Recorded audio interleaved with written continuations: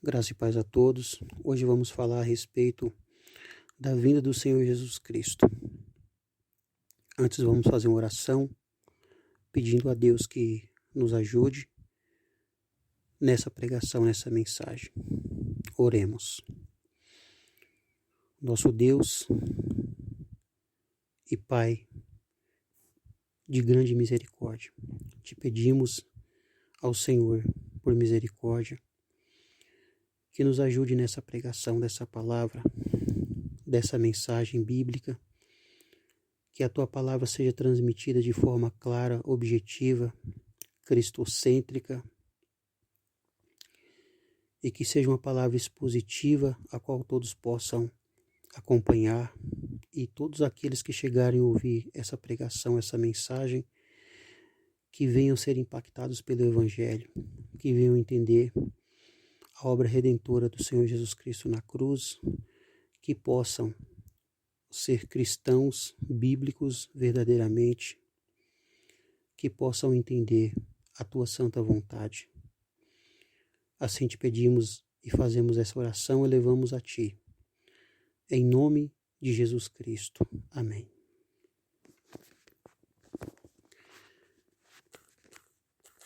A vinda do Senhor Jesus Cristo, conforme as Escrituras nos dizem, será marcada de muitos acontecimentos, a qual já vemos acontecer nos dias de hoje, nos dias atuais a qual vivemos. E no passado também houve muitos acontecidos.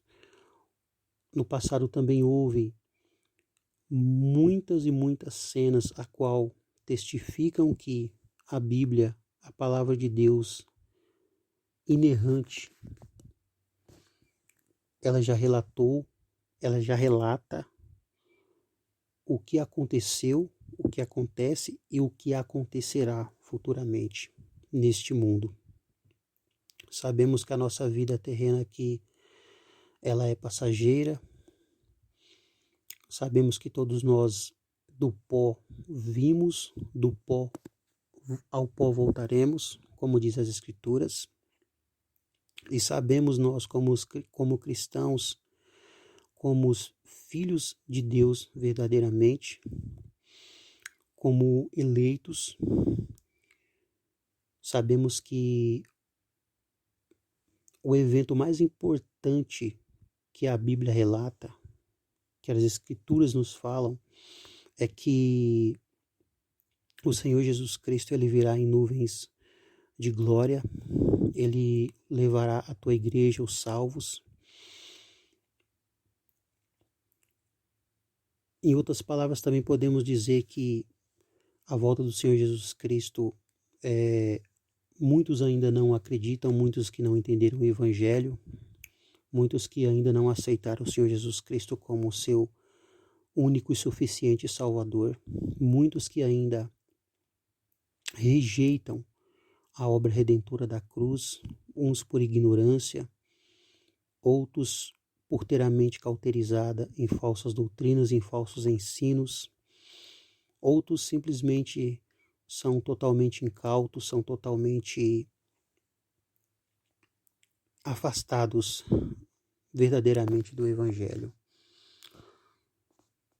Mas sabemos que nós, os cristãos, sabemos que o Senhor Jesus Cristo virá. Aqui nós podemos entender aqui onde na carta segundo aos Tessalonicenses, onde o apóstolo Paulo, aqui no capítulo 2, aqui logo o título da leitura fala assim: a vinda de Cristo será precedida de manifestações do anticristo. Aqui, lendo somente alguns versículos, podemos entender, onde fala assim: ora, irmão, rogamos pela vinda de nosso Senhor Jesus Cristo e pela nossa reunião com Ele, que não vos movais facilmente do vosso entendimento, nem vos perturbeis, quer por espírito, quer por palavra, quer por epístola, como se o dia de Cristo estivesse já perto. Ninguém de maneira alguma vos engane, porque não será assim, sem que antes venha a apostasia e se manifeste o homem do pecado, o filho da perdição, o qual se opõe e se levanta contra tudo que se chama Deus ou se adora, de sorte que se assentará como Deus no templo de Deus, querendo parecer Deus. Aqui, até o versículo 4, nós sabemos, já podemos entender que aqui o apóstolo falava, já exortava, né, aos Tessalonicenses sobre a vinda de Cristo. E já está sendo bem claro, né, que haverá manifestações do anticristo, como já vemos hoje, muitos anticristos, vemos até multidões de anticristos. Muitos não conseguem perceber, mas quando um sujeito, qualquer situação, que tenta tomar a glória de Deus, que tenta se dizer que é o próprio Cristo, que é a encarnação de Cristo, ele já é um anticristo. Até mesmo um cristão afastado, um cristão apostatado da fé, quando ele fica com a sua mente cauterizada na mentira, no engano, é o próprio inimigo, o próprio Satanás na mente dele, colocando ele contra a verdade que um dia ele acreditou. Isso pode acontecer. Por isso que nós temos que se alimentar todos os dias das Escrituras, alimentar das verdades que estão nas Escrituras, porque a nossa vida cristã, a nossa mente tem que ser cristã, o nosso coração tem que estar ligado sempre na conexão com Deus através do Espírito Santo. Por isso é muito importante nós se alimentarmos, é importante nós se reunirmos como igreja, nós se reunirmos, seja até mesmo virtualmente, acaso não tiver como se reunir numa casa de oração, mas nós temos que estar reunidos em plena comunhão com a igreja de Cristo. Temos que estar congregados junto com irmãos, irmãs, pessoas bíblicas, pessoas que realmente conhecem as Escrituras, que possam nos ajudar.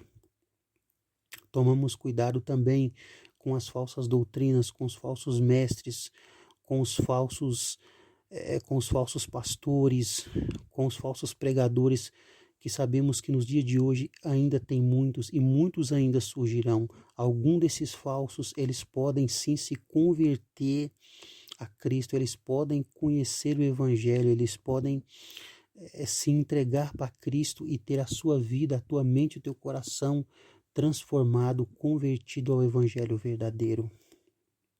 Mas aquele que esteve no Evangelho verdadeiro e se apostatou da fé, se apostatou das verdades das Escrituras, então ele se apostatou da fé verdadeira, da fé genuína, esse pode chegar a ser pior do que aquele que ainda não conheceu.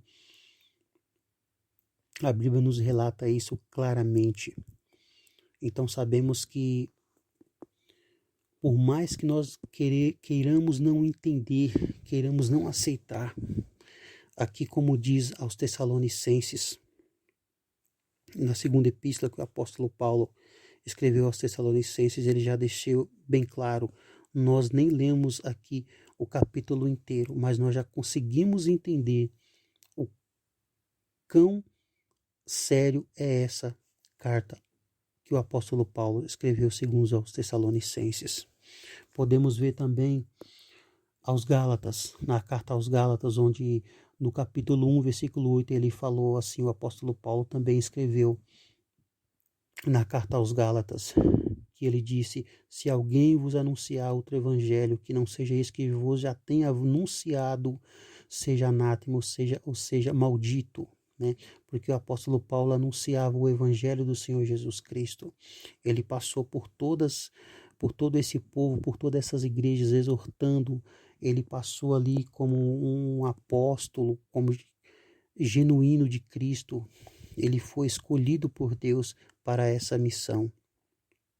Então ali ele exortava, ali ele via erros, ele via heresias, ele via dissensões, ele via discórdia, e ele, guiado ali pelo Espírito Santo de Deus, certamente ele exortava todas aqueles grupos cristãos, aquelas igrejas, que certamente aquelas igrejas ali, elas não tinham denominação, até onde sabemos eram igrejas autônomas, mas se reuniam como igreja. Então era necessário que o apóstolo Paulo ali fosse enviado por Deus, guiado pelo Espírito Santo, aonde ele exortava, aonde ele ensinava o evangelho para todas essas pessoas, a todos esses grupos. E sabemos que nos dias de hoje não existe apóstolo como o apóstolo Paulo foi, não tem como. A igreja de hoje já não tem mais apóstolos, sim, tem pastores, sim, tem diáconos, sim, tem presbíteros, isso é verdade, mas ele deixou um legado de um verdadeiro apóstolo, não que outros não foram, sim, mas vemos aqui no Novo Testamento as cartas do apóstolo Paulo, como ele mesmo falou assim: sede meus imitadores como eu sou de Cristo. Certamente sim, nós temos que imitar diretamente a Cristo, mas se ele imitou a Cristo, ele também é um exemplo para nós cristãos. Mas o que mais importante do que o próprio apóstolo Paulo é o sacrifício de Cristo, é nós entendermos a suficiência, é nós entendermos o que é o Senhor Jesus Cristo para nós. Assim como nos dias de hoje, temos irmãos bíblicos que ensinam a Bíblia verdadeiramente, que ensinam as Escrituras, também temos os hereges, temos as falsas igrejas, temos as falsas crenças, as falsas ideologias, a falsa teologia, como podemos dizer aí, a teologia da prosperidade, onde diz, se você der o seu tudo material, Deus vai te dar tudo. Então, se você deu tudo e você não recebeu, foi porque você não teve fé. Então, essa teologia é uma teologia mentirosa, é uma teologia maldita, é uma teologia que não vem das Escrituras, mas nasceu no próprio inferno. Então sabemos que a única promessa que o Senhor nos faz aqui nas Escrituras é que sejamos fiéis a Ele, sejamos fiéis aos mandamentos de Deus, sejamos fiéis ao Evangelho, e no final teremos sim a vida eterna, teremos a felicidade eterna. Essa é a maior promessa, a maior obra de Deus, do Criador, a toda a humanidade, foi enviar o teu Filho Jesus Cristo. Em vez dele cobrar de cada um de nós, não, ele enviou o seu Filho Jesus Cristo para morrer por todos os nossos pecados. Ali nasceu a graça, nasceu a verdadeira misericórdia, a verdadeira redenção, a salvação. Então podemos dizer que o Senhor Jesus Cristo é salvação, justificação, redenção, graça, misericórdia. A palavra graça significa favor imerecido, e esse favor imerecido nós alcançamos com a vinda de Cristo. Então sabemos que a graça verdadeira, única, está em aceitar o Senhor Jesus Cristo, porque Ele é Ele é a graça. Então, se formos querer decifrar essa palavra graça, essa palavra é infinita, não temos como dizer, não temos como explicar para nós mesmos o que é a graça na nossa vida. Então sabemos que o Senhor, Ele nos trouxe verdadeira alegria, verdadeira salvação. E todos aqueles que se convertem, que estão no mundo, numa vida de pecado, numa vida perversa, numa vida de prostituição, de mentira, numa vida sanguinária, aqueles que se convertem a esse evangelho, que aceitam o Senhor Jesus Cristo como seu Salvador, que entende o evangelho, que segue, que pratica o evangelho verdadeiramente, não numa religiosidade, não em um fanatismo religioso, não sendo apenas um religioso praticando aquilo como se fosse obras, como se a obra salvasse, mas não, ele praticar o verdadeiro evangelho. Sim, ele será verdadeiramente genuíno cristão e verdadeiro cidadão do céu. E todas aquelas pessoas que estão na vida de pecado, ele pode ser regenerado aceitando a Cristo como seu Salvador, aceitando, entendendo e praticando o evangelho e cumprindo todos os mandamentos a qual está nas Escrituras. E os mandamentos é muito simples. Os mandamentos é muito fácil de entender. Amar a Deus sobre todas as coisas e ao teu próximo como a ti mesmo. Também entendemos que nós cristãos às vezes não conseguimos entender o que é exatamente a gente desagradar a Deus, o que é pecado, o que é blasfêmia verdadeiramente. Uma das blasfêmias mais piores que tem para os cristãos, para aqueles que se dizem cristãos, mas ainda não são, é o não aceitar a palavra de Deus, porque a palavra de Deus é o que traz a verdade, é o conhecimento da verdade.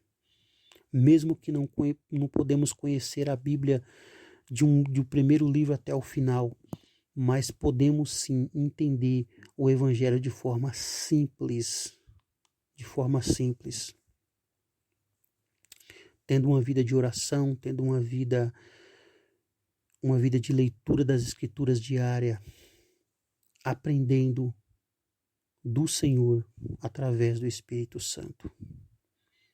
O Espírito Santo de Deus, ele deixou como nosso consolador, o que nos impulsa a ler as Escrituras, a aprender, a orar, a praticar aquilo que é bom, o que é correto, não que a salvação é por obras, mas a salvação é pela fé e pela graça que há em Cristo.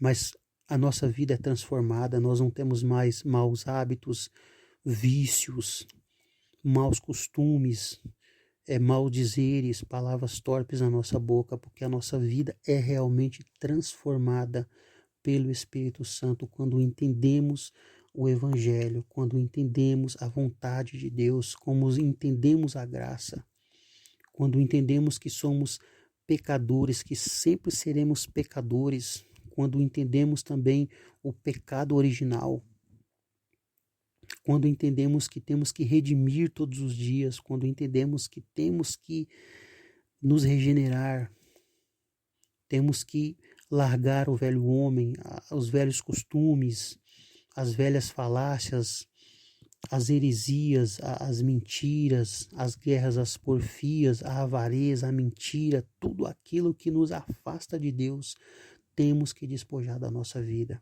E como que aprendemos isso? Através das Escrituras, entendendo o Evangelho, entregando a nossa vida, tirando de nós tudo que não provém de Deus, se afastando do mal, da mentira, de todo o pecado, de toda a perdição.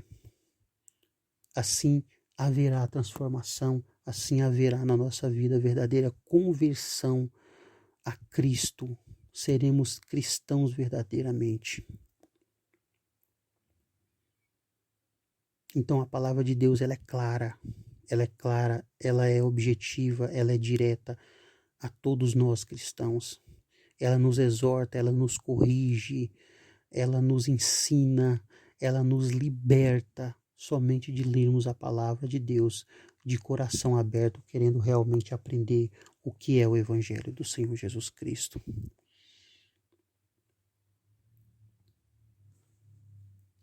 Essa palavra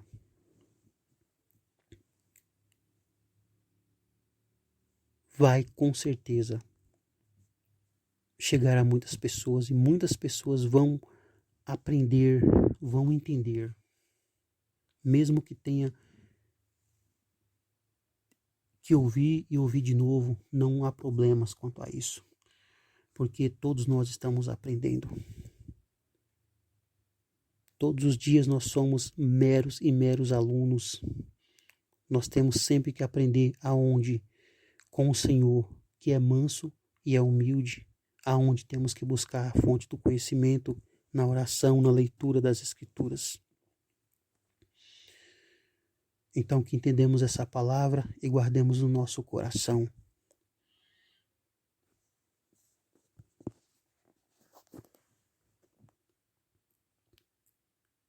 Nosso Senhor e Deus que habita nos céus, agradecemos pela leitura dessa palavra, pela exortação dessa palavra,